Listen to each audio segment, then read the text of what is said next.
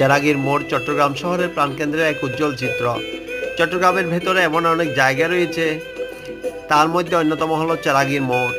চট্টগ্রামের প্রাণকেন্দ্রে অবস্থিত চেরাগীর মোড় শুধু একটি মোড় নয়, একটি ইতিহাস, সংস্কৃতি ও আন্দোলনের প্রতীক।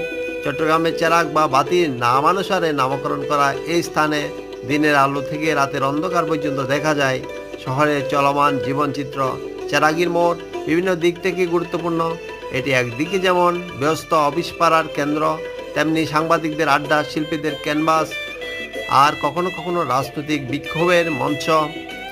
এখানকার চারপাশে রয়েছে প্রেস ক্লাব, থিয়েটার, ইনস্টিটিউট এবং নানান সাংস্কৃতিক সংগঠন, যা মোড়টিকে দিয়েছে এক ব্যতিক্রমী এই বৈশিষ্ট্য। প্রতিদিন অসংখ্য মানুষ এখানে এসে দাঁড়ায়, কেউ পথচারী, কেউ বা প্রতিবাদকারী।